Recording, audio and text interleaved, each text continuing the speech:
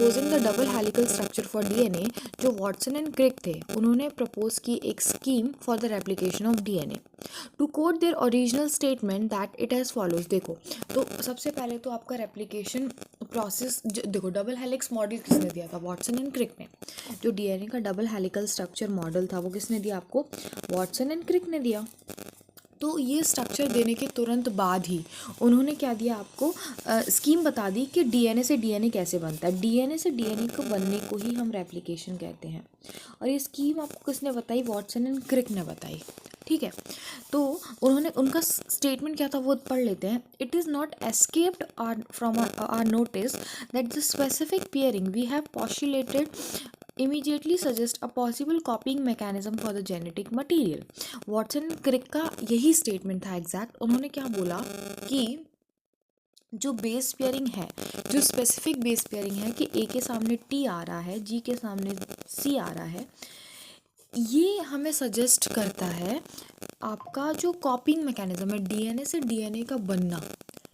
ठीक है, उसके बाद बोल रहे हैं the scheme suggested that the two strand would separate and act as a template. जैसे देखो ये जो आपके जो है ये डीएनए के दो स्ट्रैंड हैं। ठीक है, तो ये दोनों क्या करेंगे? एक दूसरे से सेपरेट होंगे। ठीक है, सपोज यहाँ पे आपका है ए और जी है, और ये ए है, ठीक है, ये जी है, और ये टी है, कुछ भी हो सकता है। ठीक है, फिर यहाँ पे आपका मान लो जी है, नहीं सॉरी, यहाँ पे ए के सामने तो टी ही नहीं, अलग अलग है। ए के सामने यहाँ पे टी आएगा, यहाँ पे सी आएगा, यहाँ पे टी आएगा, यहाँ पे सी आएगा, यहाँ पे टी आएगा। अब देखो ये दोनों किसकी तरह एक्ट करेंगे? टेम्पलेट की तरह एक्ट करेंगे। और फिर एक और आपका यहाँ पे बनेगा, कॉपी कैसी होगी? ऐसी तो होगी। अब ए के सामने यहाँ पे टी आ जाएगा, यहाँ पे जी के सामने सी आ जाएगा, ए के सामने टी आ जाएगा, जी के सामने सी आ जाएगा। तो बोल रहे हैं कि दो स्ट्रैंड जो हैं वो एक दूसरे से सेपरेट होंगे, और दोनों में से एक एक जो स्ट्रैंड है वो किसकी तरह एक्ट करेगा? टेम्पलेट की तरह एक्ट करेगा। और फिर उसके अपोजिट क्या हो जाएंगे? उसके कॉम्प्लीमेंट्री बेस पेयर्स आ जाएंगे। बोल रहे हैं the scheme suggested that the two strand would separate and act as a template for the synthesis of new complementary strand. After the completion of replication each DNA molecule would have one parental, एक ये parental strand होगा और एक ये newly synthesize strand होगा। तो after replication यदि आप देखोगे तो एक आपका वन पेरेंटल स्ट्रैंड मिलेगा, वन न्यूली सिंथेसाइज स्ट्रैंड मिलेगा। और इसी स्कीम को हम बोलते हैं सेमी कंजर्वेटिव डीएनए रेप्लिकेशन। आपसे पूछ सकते हैं what is semi conservative DNA replication, तो आपको ये पूरा पैराग्राफ लिखना पड़ेगा कि दो स्ट्रैंड्स होते हैं, दोनों एक दूसरे से सेपरेट करते हैं, तो सेपरेट करेंगे तो एक टेम्पलेट की तरह एक्ट करेगा।